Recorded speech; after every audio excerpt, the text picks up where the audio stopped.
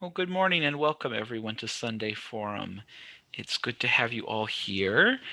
Today we have a very special presentation from our very own Susan Briehl, who's going to be sharing a little bit more about Psalm 137. And honestly, you don't need to hear me talk about it anymore. I'm going to just go ahead and pass it over to Susan. Susan, thank you so much for joining us today. Can everyone see the Psalms written on your screen? And would someone open their Bible to Obadiah 10 to 14? It's only one chapter, so it's just verses 10 to 14, Obadiah, and be ready to read that at a certain point. Okay? Well, thank you. I imagine that some of you were on the first presentation that I did on the Psalms in general during exile. And one of the things that I said is even though their poets and musicians and scholars and teachers were among those deported when Jerusalem was destroyed, they were not without resources in captivity.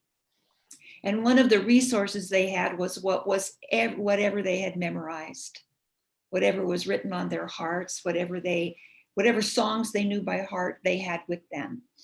My sister and I used to have an argument about if we were stranded on a desert island, would we rather have a Bible or a hymnal with us?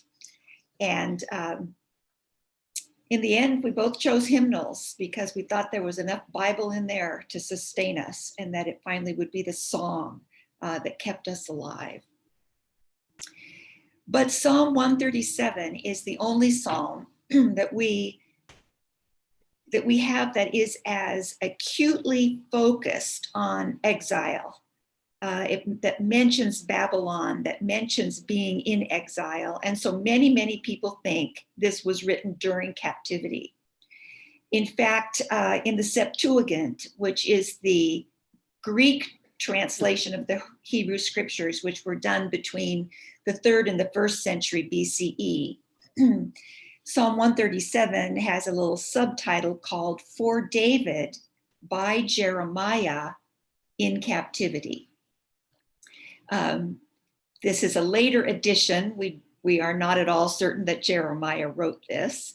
It may be dedicated to David. Some people think that it isn't for David, but it's after David, meaning in the mode of David by Jeremiah. But in any case, that situates us in time. And though as I have studied 137, I found that though it's the most particular, except for Psalm 23, it is the most present in generations of popular culture, classical music, all kinds of places that Psalm 137 shows up.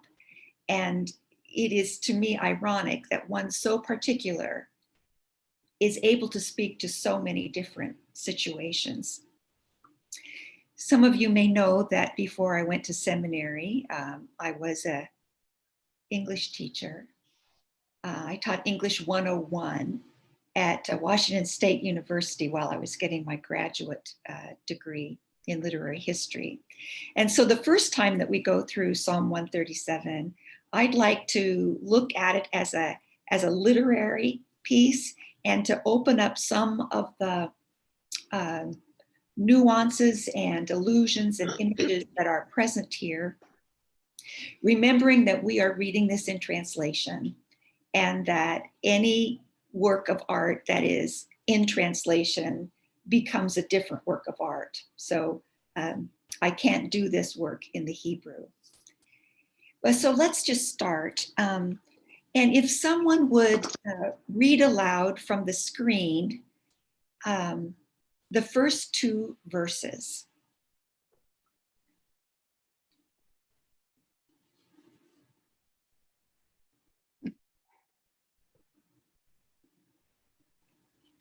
By the water. I'll read them, Susan. Okay, Donna, thank you. All right, now on the NRSV or The NRSV, yeah. Yeah, okay. By the rivers of Babylon, there we sat down and there we wept when we remembered Zion. On the willows, there we hung up our harps.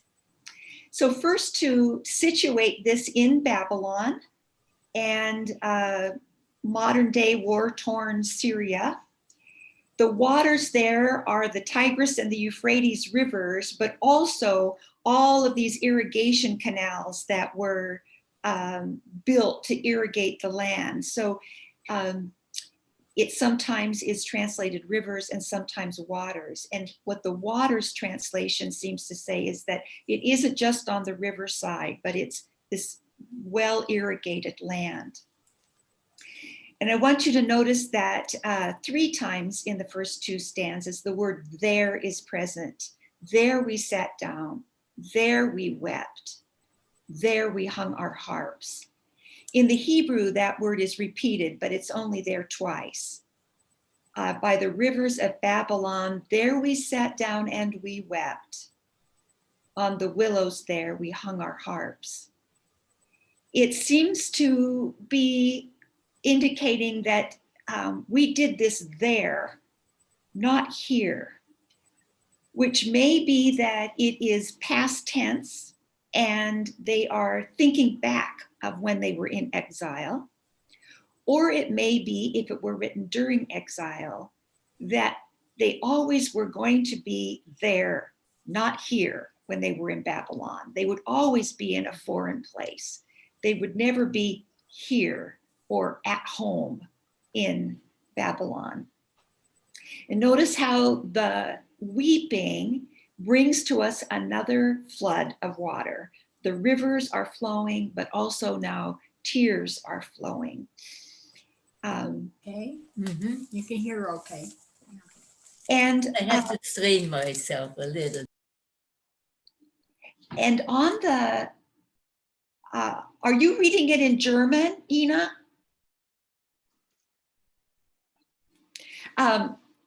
So on the willows there, we hung our harps. Some people have understood this, that they meant they hid their harps among the foliage, but the more well-accepted understanding is they hung them in pure sight. They hung them up as if not to use them. And then if someone would read stanzas 3 and 4.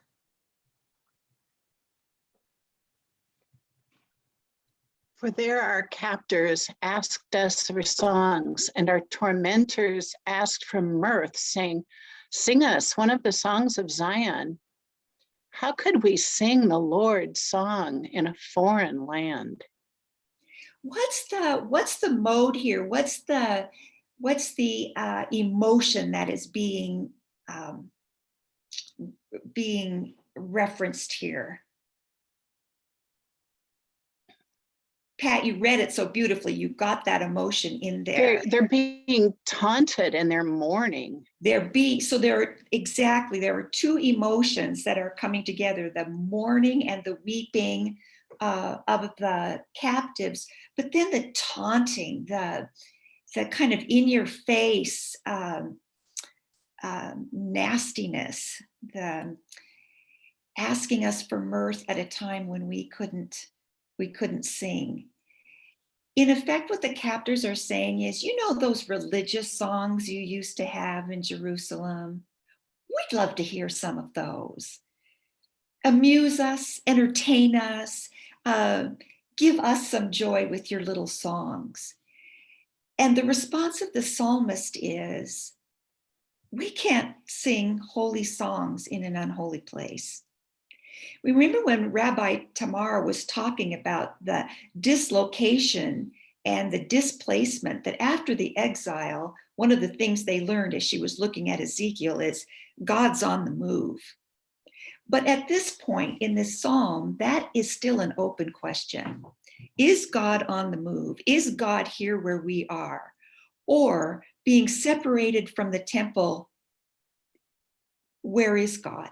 How can we sing to God when we are separated from the place where God dwells, where God reigns, where God crowned David king. How can we sing in this alien or foreign land on this soil that we don't know? So there's a kind of snarkiness, nastiness, taunting, mockery that's going on by the captors. And how can someone ask us to be joyful? I think sometimes about people who are in deep mourning, how we ask them to sing joyful songs too soon sometimes. Can't you just be happy for a day? Can't you just let that go for a day? He's been dead for a year. How long is this going to go on? Well, what the psalmist is saying is we don't see a time, as long as we are here, that we can return to joy. A word about the harps. These were used in temple worship, and we think that this is probably a psalm written by a temple musician, a temple poet. And again, their song and their music making was made for temple, was made for the presence of God. And how can we sing it here? Now, if someone would read verses 5 to 6.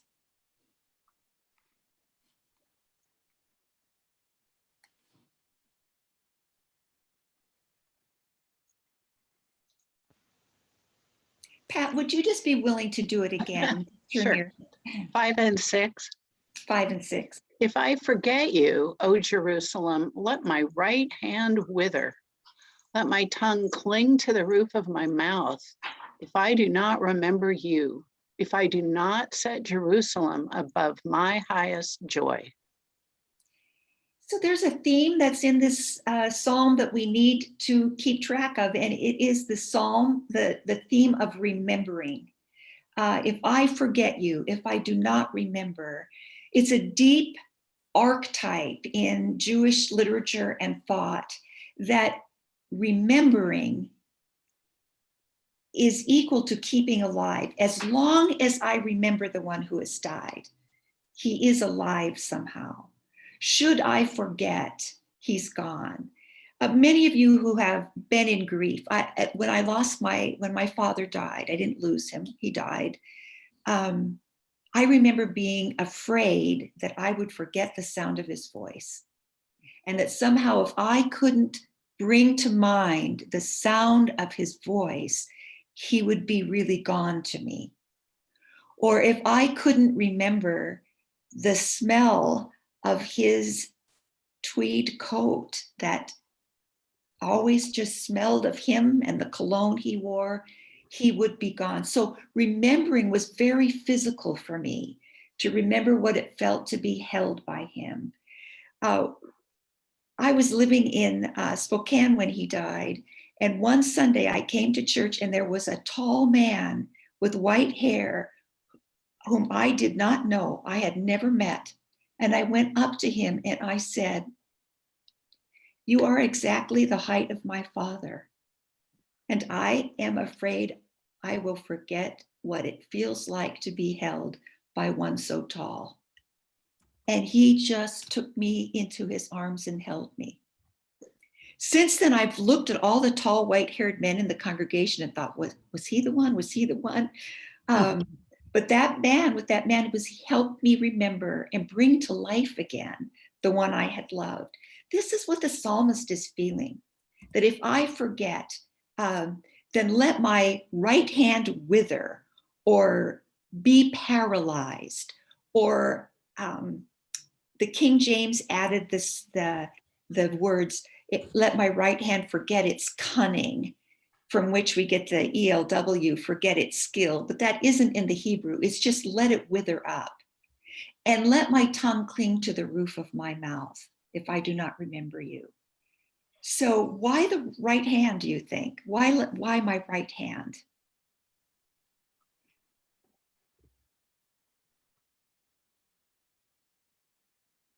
Anyone? If it's a musician, maybe that's the hand they used to play the harp with or whatever. That is his harp hand. Exactly. If he had been left-handed, he would have said left hand. But let my right hand be paralyzed. Let my tongue cling to the roof of my mouth. Let there never be song in me again if I do not remember you, if I do not set Jerusalem above my highest joy. Now let's move down to verses 7 and 8. And Pat, I'm just going to lean on you. Here, Sure. here we get the memory theme again, but it is turned a little bit. 7 and 8.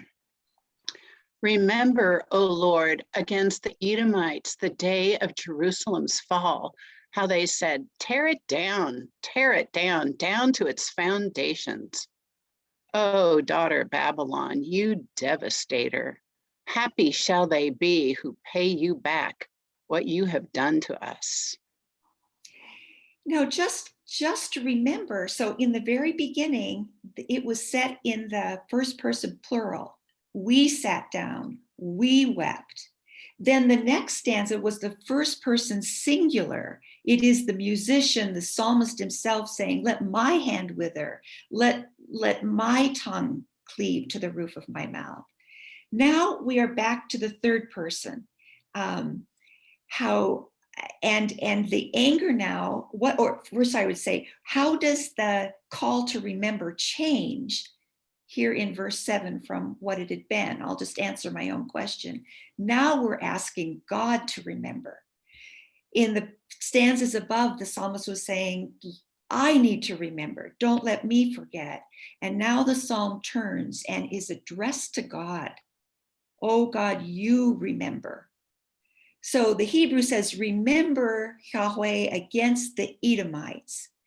And what we need to fill in is that day that the Edomites were against us, the day of Jerusalem's fall.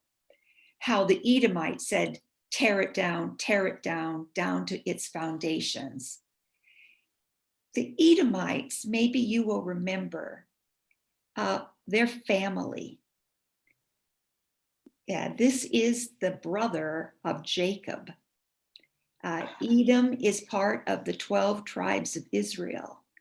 So here in verse 7, it isn't about the outsider, the Babylonians coming in and wreaking havoc and taking captive and destroying those who are dead, or leaving them for the birds to eat, as one psalm says. But this is family. And so now whoever is ready to read Obadiah, I'm going to ask you to get ready to do that. Obadiah, the prophet, just as I said, just one chapter, is predicting the fall of Edom. This is the prophet's prediction of revenge, or let's say justice, for the family member, Edom, who stood by while the Babylonians captive. And if someone would just read those verses, you'll get a feeling for what it was the Edomites did. Obadiah 10 through 14. I have that, Susan. It's like a litany. Thank you, Janet. For the slaughter and violence done to your brother Jacob, shame shall cover you, and you shall be cut off forever. On the day that you stood aside, on the day that strangers carried off his wealth, and foreigners entered his gates and cast lots for Jerusalem, you too were like one of them. But you should not have gloated over your brother on the day of his misfortune. You should not have rejoiced over the people of Judah on the day of their ruin. You should not have boasted on the day of distress. You should not have entered the gate of my people on the day of their calamity. You should not have joined in the gloating over Judah's disaster on the day of his calamity. You should not have looted his goods on the day of his calamity. You should not have stood at the crossings to cut off his fugitives. You should not have handed over his survivors on the day of distress. That's what Edom did. Now notice it says your brother, as if Edom and Jacob were living, but now they're talking about nations, right? They gloated. They even blocked the gates so people couldn't get away to freedom. They handed the fugitives over to be killed. And this long litany, you should not have done this. That's what Edom did. And what the psalmist is saying in just a few verses is, God, don't you forget that. Don't ever forget what Edom did. And in doing that, he is putting into the hands of God whatever justice needs to be done. They are not vowing to kill the Edomites. They are saying, God, you remember that. You keep that in mind. But now in verses 8 and 9, the psalmist turns to Babylon, daughter Babylon, meaning the Babylonians, the rulers of the Babylonians. And again, Pat, would you read 8 again and then 9? Because this is addressed to Babylon now. O daughter Babylon, you devastator, happy shall they be who pay you back what you have done to us. Happy shall they be who take your little ones and dash them against the rock.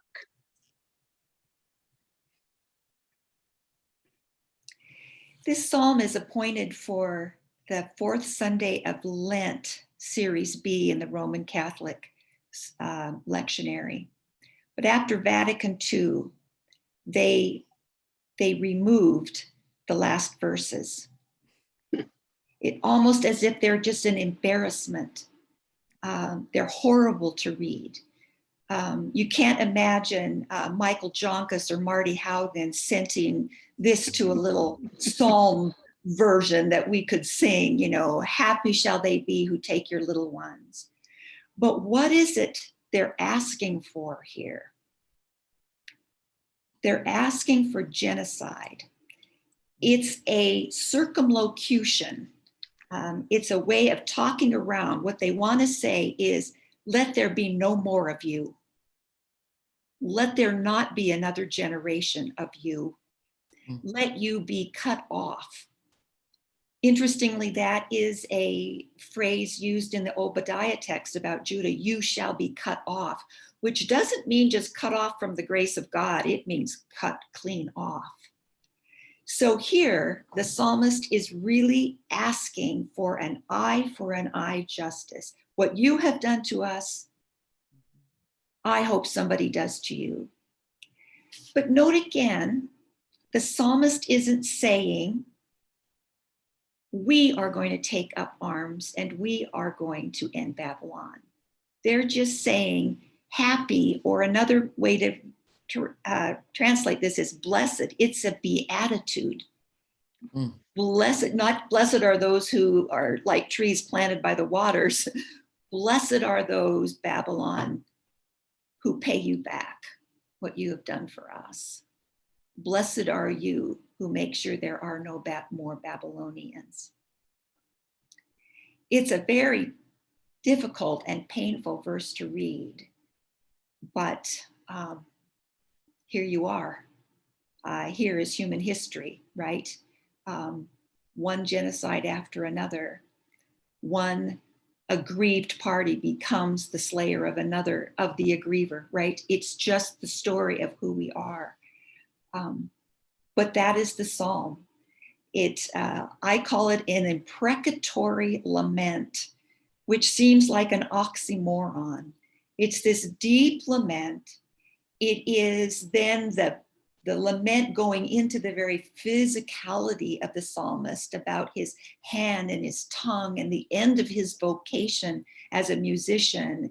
And then it moves to revenge. That's the imprecatory nature of it.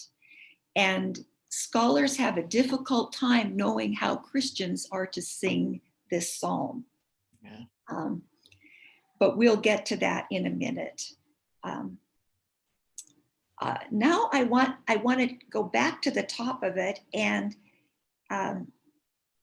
talk a little bit about how these words end up in being used in different times and places. How many of you know, by the rivers of Babylon, where we sat down and there we wept, Remember that little song? This song there is a reggae version of Psalm 137, you who know and love Bob Marley, first recorded by the Melodians in 1970.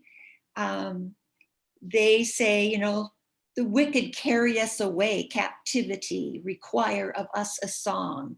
How shall we sing a song in a strange land? For the Rastafarians, Babylon is any oppressive government, any government that keeps people from being free, from freely expressing, especially their religion. They change the psalm, or they add to the psalm, Psalm 19, verse 14, which is, let the words of my mouth and the meditations of my heart be acceptable in thy sight, O Lord. Or they say, Fari, which is a word for Haile Selassie, the former emperor of Ethiopia, whom they saw as their redeemer. So they turned the psalm to sing to him. This psalm has also been used, it is present in Godspell. The little song on the willows there, we hung up our harps. And that ends up being used in Godspell in the scene of when Jesus is praying in Gethsemane.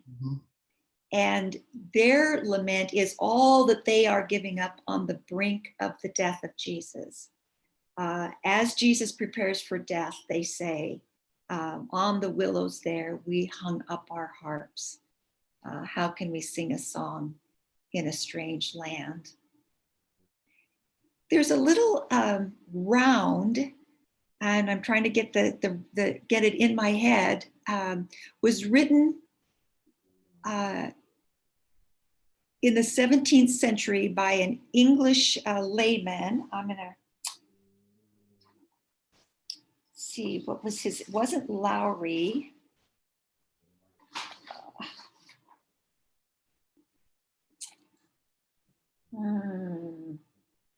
Was popularized by Don McLean, and Peter, Paul, and Mary have sung it.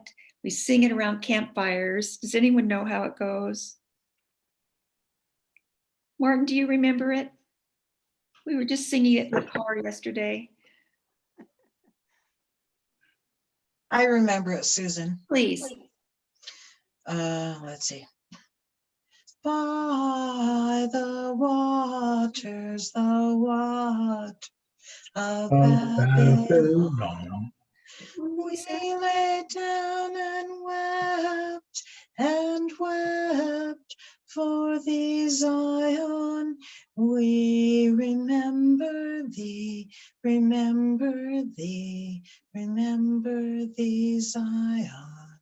Yes. So that was written in the 17th century. I didn't know that. But then it was popularized by Don McLean. And one of the most poignant ways it has been used in popular culture, if any of you were Mad Men fans, do you remember that series Mad Men, where Don Draper is in the advertising business? If you haven't seen this, I commend this series to you. But in season 1, episode 6, Don Draper is in a bar sitting next to a woman that he's thinking about going up to the hotel room with. It's not his wife. And there is a guy with a banjo who starts singing this song. And as this song unspurls, then we see scenes of his wife at home teaching his little girl how to put on lipstick. And then there's a scene of his colleague in a hotel room with the secretary. It's if to say Babylon now is American culture. We are living in Babylon, where a lot is for sale. Womanhood is for sale. Sexuality is for sale. Stuff is for sale. Tenderness is for sale. And all along, as you're seeing this scene, it's talking about weeping in Babylon, and at the same time sort of saying, we've made a home here. And as you know, there were those who made a home in Babylon, who married, who stayed, who had families. So all of the ways that this little psalm has ended up in popular culture, most of them focus on these first three stanzas. There are fewer ways that we get to the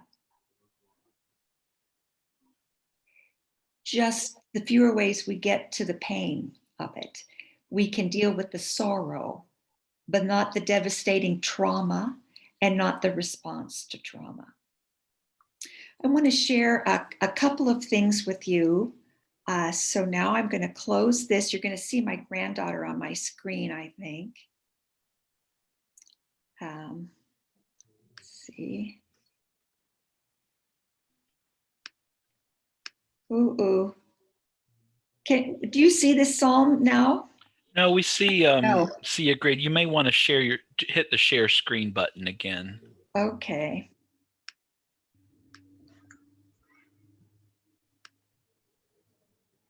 Can you see this? No. No, Susan, I'm sorry. Oh, it's just all right. It's just all right. Share screen.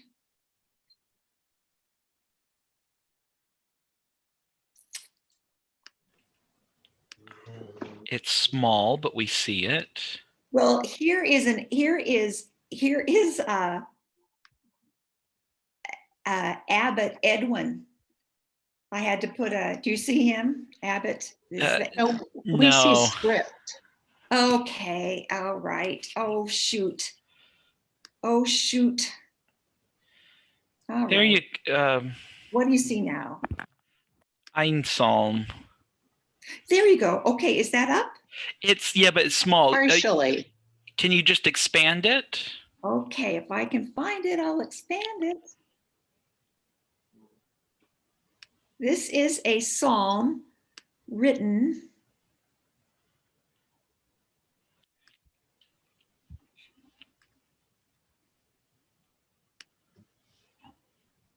I'm going to close a couple that I'm not going to use. Here we go. There we go. Yeah. Looks great.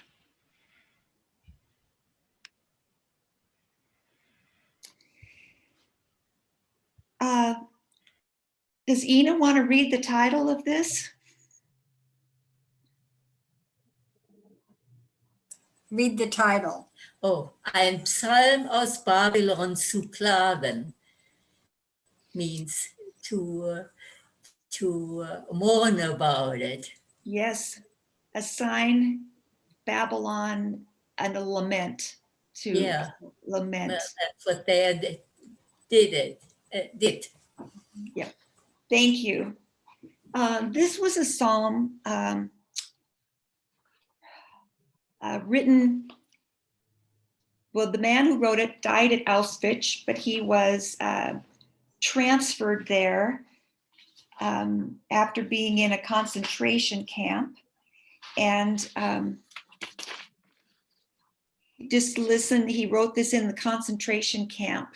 His name was Peter Kein, Kein, Peter Kein. And listen to how he takes 137. Under the walls of Babylon, not by the rivers or the waters, but under the walls of Babylon, we sat down and cried whenever we remembered home. Not Zion, not Jerusalem, but home. Home. That is the rustling of the trees in the gardens. Ah, they are no more. Home, that is the breath streaming from the wide breast of the river. It is withered. So notice how he gets the river and the trees from Psalm 137 into his poem, but now the trees of the garden are no more, and the river is withered. Home, that is the silent windows in old grandiose edifices. Ah, they have been sanded. So he is placing himself with the Babylonian captives, and he is remembering, but it isn't Zion, it is his own home, which would be in Czechoslovakia. When I forget you, now look what he has himself remembering. When I forget you, sweet yesterday, I forget my hope. Under the walls of Babylon, we sat and cried whenever we looked around us. Piles of rubble and contaminated hills. Pain and suffering walk arm in arm through ragged streets because an aimlessly wandering lunacy slit open the body of the earth and rummages through its bowels for an oracle. Under the walls of Babylon, we sat down and cried whenever we thought of the future. Not for our return will the shackle be removed from our feet, but like sand before the fall storm, we will be swirled into the direction of the four winds, each one alone into hostile deserts. It's very hard to see where God is present in this poem, though obviously being drawn from Psalm 137, which obviously he knows by heart.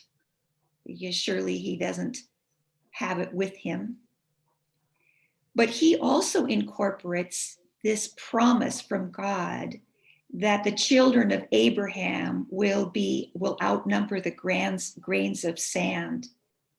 But instead of this sense of the people of Israel like the sand multiplying to the four ends of the earth, they're just going to be blown like sand in the direction of the four winds, like ashes rising from the smokestacks, each one alone into the hostile desert. So when he's saying when the shackles are removed from him, it's not going to be to return home. It will be to be burned, which is what became of him, his fiance, and his mother and father. So he died in 1944. But he had been in the concentration camp for 3 years before that. And that is where this poem was written. So you notice that someone who has really experienced the pain of displacement and exile doesn't shy away from the pain, doesn't just stick with the mourning, but speaks clearly of what is happening. This is the only psalm that I could find, and it's written like a psalm. The first verses, the form is like a psalm, but as you get toward the end, it's like it leaves its form. It moves into chaos, into the lunacy that he said has ripped open the earth where he is, rummaging through the bowels of the earth for an oracle.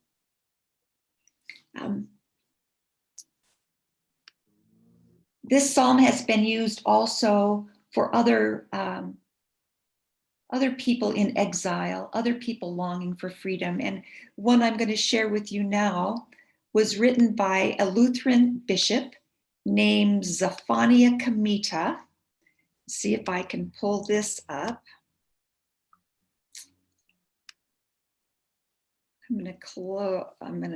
Let's see. I want to get back to my green slides where we were before. You guys cannot know how much time I put into figuring out these slides, all for naught. But oh, good golly, Miss Molly. Let's see. I'm going to try it again.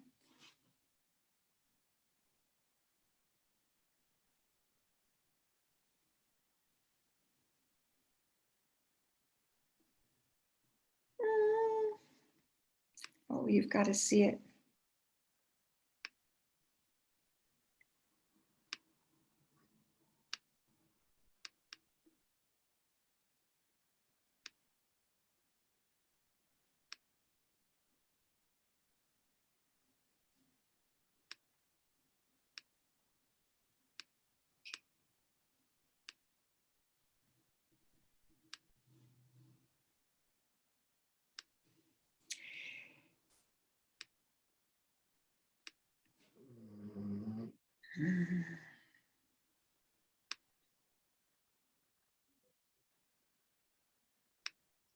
So Zephaniah Kamita was a Lutheran bishop who was instrumental in the liberation of Namibia as it was seeking to be an independent country. And now, can you see that? No, we see each other. Do you? That's lovely too. You may want to try to do the share screen again.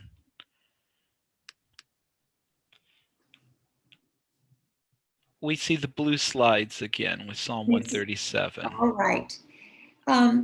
So this was written by Zephaniah Kamita, and it is a cry, a Namibian pastor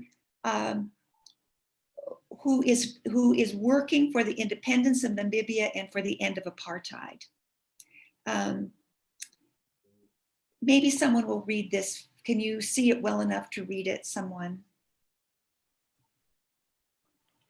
I'm happy to read it. Thank you. Psalm 137. By the rivers of foreign countries we sat down as refugees. There we wept when we remembered the land of our birth. We stopped singing our beloved songs of liberation. Those who are helping our enemies wanted us to sing. They wanted us to entertain them. Sing us a song about the land whence you fled. How can they expect us to entertain them with our suffering and tears? May I never turn our struggle for freedom and peace into entertainment for those who are friends of our enemies. May I never be able to sing again if I do not remember you, if I do not think of you, O country of my birth. Remember, Lord, what the oppressors did the day they turned us into refugees. Remember how they kept saying, "Let us destroy them completely." You, enemies of freedom and peace, you will be discomforted. Happy is the man who pays you back for what you have done to us, who takes your rotten system of apartheid and smashes it against a rock. He is unafraid of the final stanzas, but he does not ask for the people to be smashed against the rock, but the rotten system of apartheid to be destroyed, to be undone. He also has a quite famous translation of Psalm 23 that I commend to you.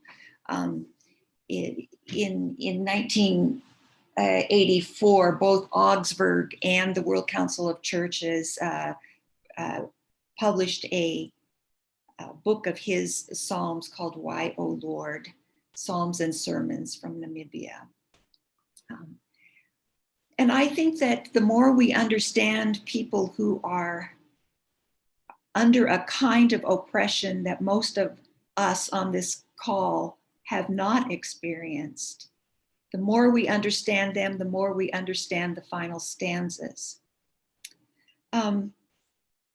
What to do, how to read these verses. I'm going to give you two ways scholars have led us to read these verses. And one is Dietrich Bonhoeffer, who says that these Psalms of revenge, he says when we pray the Psalms, we pray with Jesus, that the Psalms were the songbook of Jesus. And whenever we sing or pray the Psalms, we are singing with Jesus and through Jesus. So he understands Jesus to be the one who on the cross received all sin, all hatred, all revenge, all oppression, that he took on the wrath of the world, if you will, into himself. And so to pray this psalm with Jesus as a Christian is to pray it as one who knows that already both our hatred of those who have harmed us and the sin of those who have harmed us has been received into Jesus and reconciled to God. So he says, when I pray this, because Bonhoeffer is writing also during the Nazi regime, he is wanting an end of that regime, but he says, when I sing it, I stand in my own sin as well. So it isn't just, oh God, remember how bad they are, but oh God, we who also are sinful, pray that you receive both our sin and the horrible thing that is being done to us, the sin of our enemy. And that somehow praying it through Jesus, we are commending it to Jesus. That's a lot of explanation to a Christian congregation who comes on a Sunday and is given this psalm to sing. So there are scholars who say these verses are best used in sermons or in study situations, but not placed on the lips of worshipers, unless you can put it in this whole context that we are handing our anger as well as the sin of our enemy into the crucified body of Jesus, where it will be taken and reconciled. Miroslav Volf says it just a little bit differently.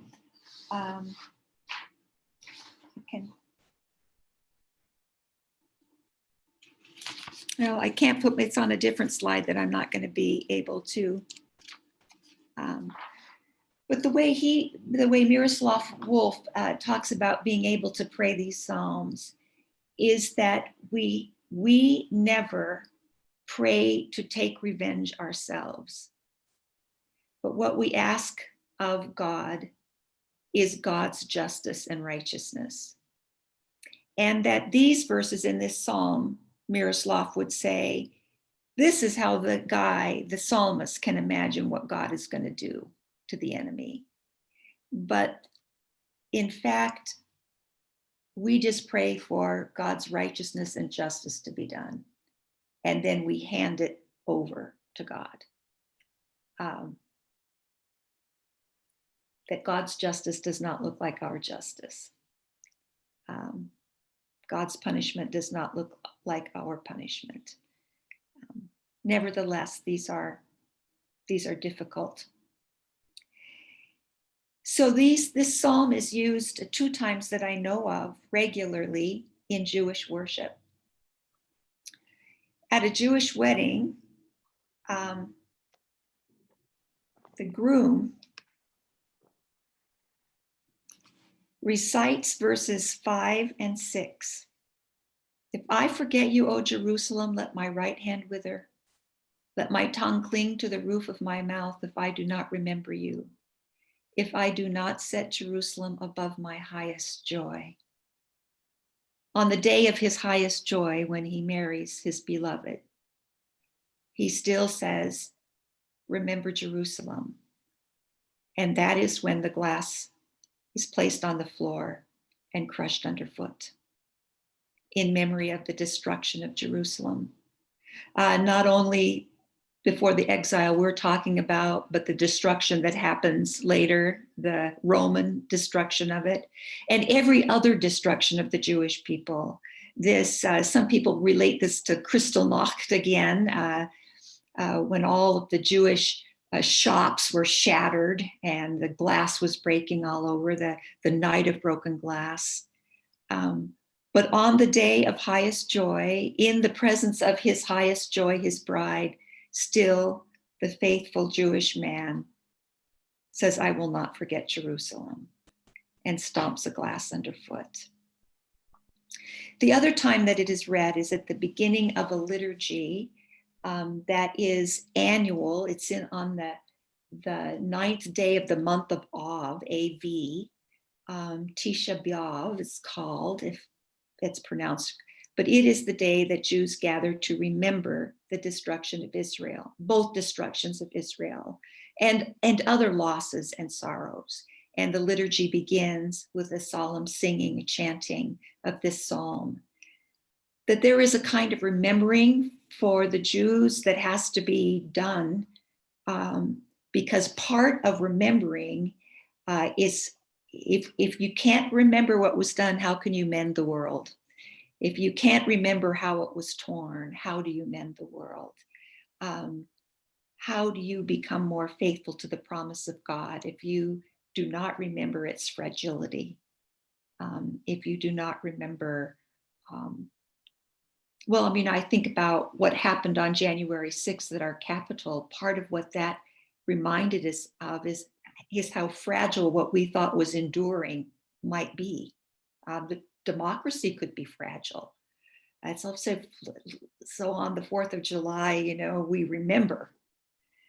But there's another remembering on the 4th of July that I want to look at, because this psalm was also used, and maybe I won't be able to find it.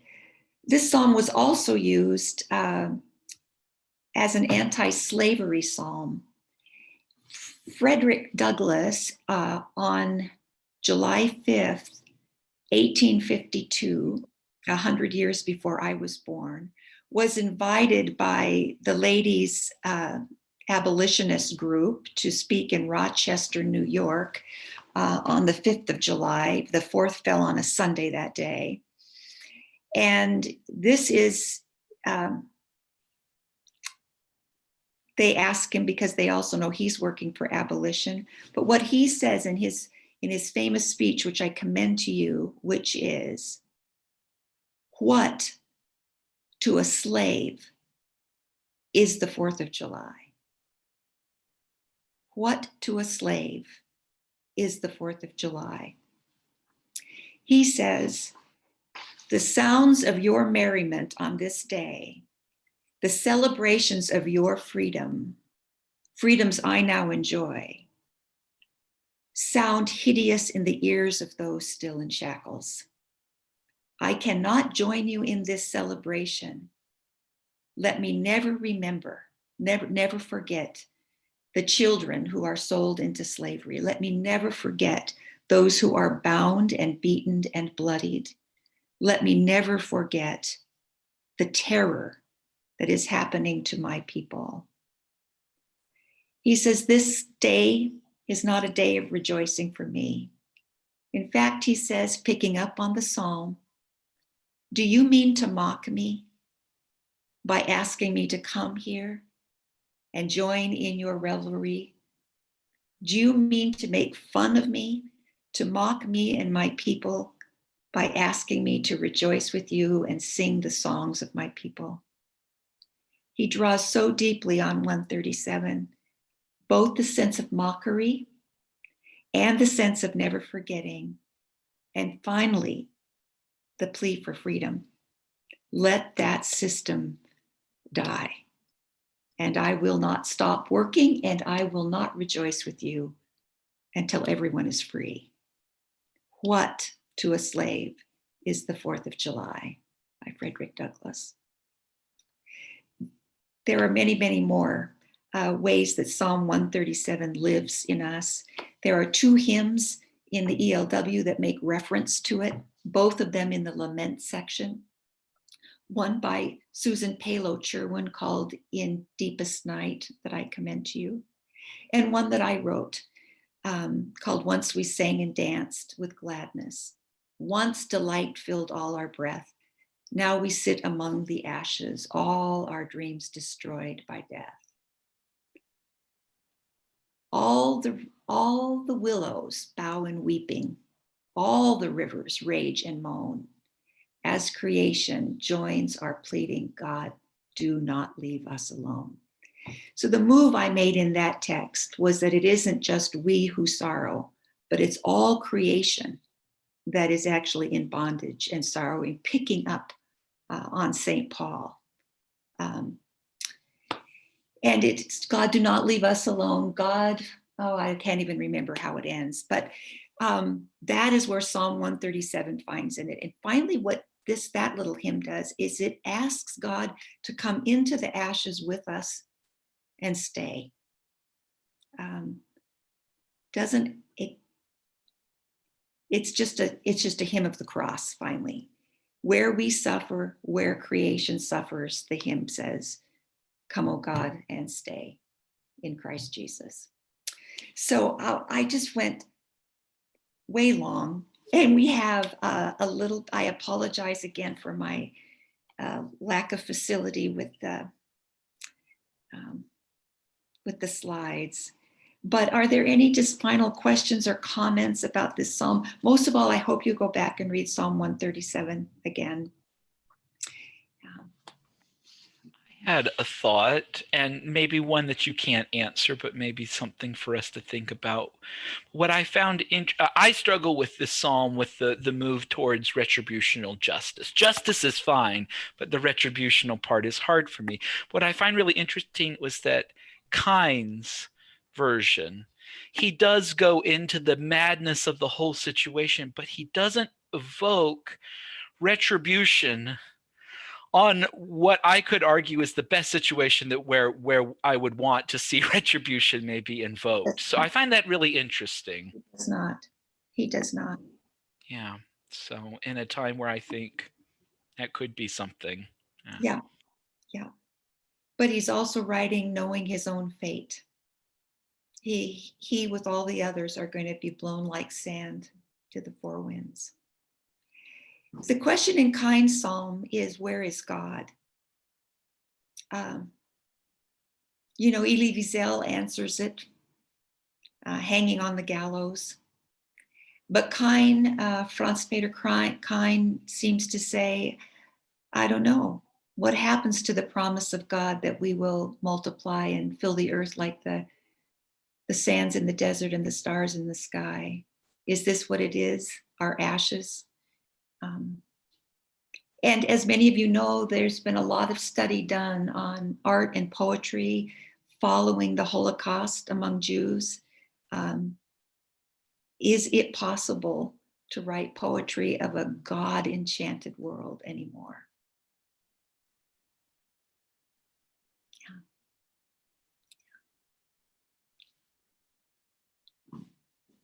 Don't we need to start with remembering?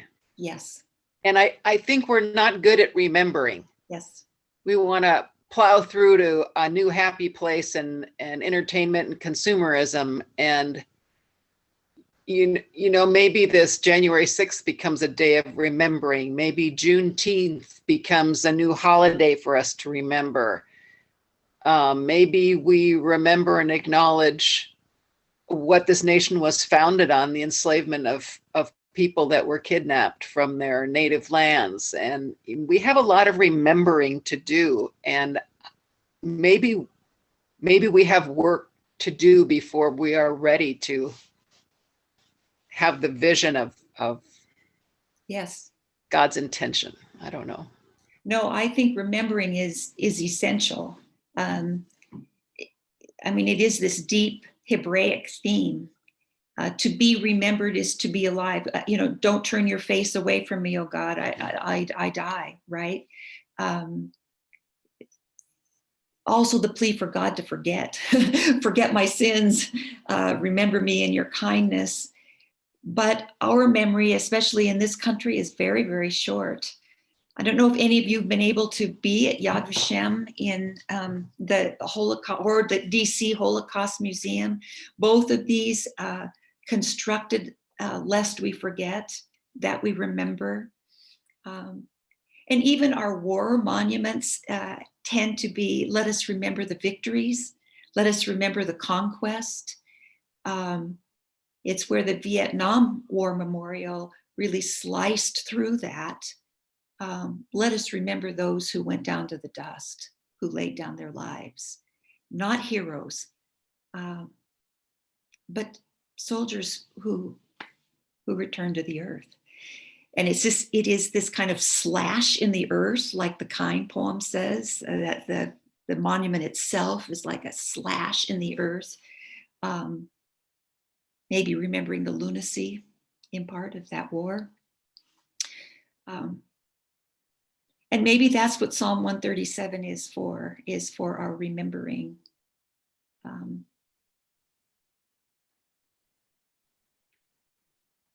I think about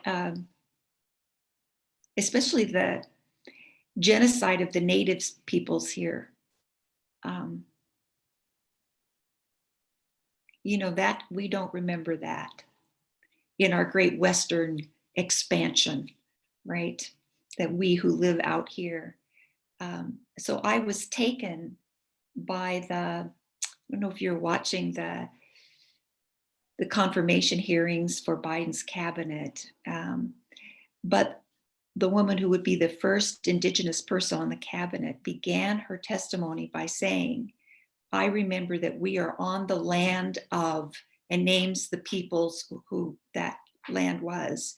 When Martin and I went to Saskatoon, Saskatchewan, and to speak at the seminary there, they begin every gathering. We remember that we are on the land of, and name the tribes. Just a kind of a remembering that happens before the introduction. You come to worship at St. Mark's in the name of the Holy Trinity, and remembering we are on the land of the Spokane. We are really hoping to bring that land acknowledgement to St. Mark's. Yeah. We are really hoping that we can discern our relationship with the land and the people who were stewarded this land before we arrived, and make that part of our. Yeah. I've seen it just written in bulletins, in the announcements. We acknowledge that we're guests here. Yeah. One of the difficult things about the devastation of creation is that how does creation remember? So in the last windstorm, we lost 40 some trees up at Comstock Park. And you walk by there now, it looks like a logging adventure with these big logs there. And I thought, anyone who comes here for the first time this summer isn't going to remember it more forested. This will be their memory. That every generation, their memory of the good old days is what they were born into. So the people born in Spokane now will think, oh, we always have weeks in summer where it's just almost impossible. We always have 2 weeks of smoke because that's the fire season. Well, because memory is short. Memory is what we have experienced. So for creation, how does that testimony get told? What psalms are written there? Anyway, anything else before we go? Yes, Pat. I would like to say thank you, Susan. And when you have offerings like this, never feel apologetic about technology. You brought so much into this, and it was rich. So hooray for what worked. Thank you. And coming from you, Pat, as a kindred spirit regarding the technology, I believe. But it would have been so cool if I could have figured out how to play the Rastafarian band and Melodians singing Babylon, or if I could have played the clip from Mad Men. This could have been like a multimedia extravaganza. I didn't know we'd have Ina with us, or I could have had the poem read completely in German. I had side by side English German and was really looking at it and working with it, but not ready for that either. So this whole Babylon, brings back memory what we have gone through. Uh-huh. Yeah, it does.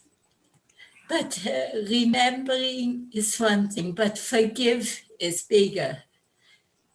Forgive the happenings. That is important in my life. Yes. Yes. And that too, we can only do by the power of God. We can't, out of our own strength, forgive like that. And sometimes the prayer is to be forgiven. To be forgiven. That's our hope, and that's our how we can move on. Yes. Our Yes. faith, having our faith. There's this beautiful true thing we heard in this sermon last Sunday. Remember your baptism, but make it communal, was her line. And I think that this psalm can be read in a kind of baptismal way. We don't just sit beside the waters of Babylon, but we are thrown deep into them. And it is that flood, that great flood, along with our tears of repentance, that finally will heal us. So Ina, every time at the beginning of worship, when we remember our baptism or we hear the absolution, it is how we can live, isn't it? Yeah. That's good. That's important. Yeah. Maybe it's important for the likes of the rest My of emotion. yeah. Maybe it's important for the likes of the rest of us here to get some of the stories that even are in our community that we have not heard. I am thinking, how will we remember? Yeah.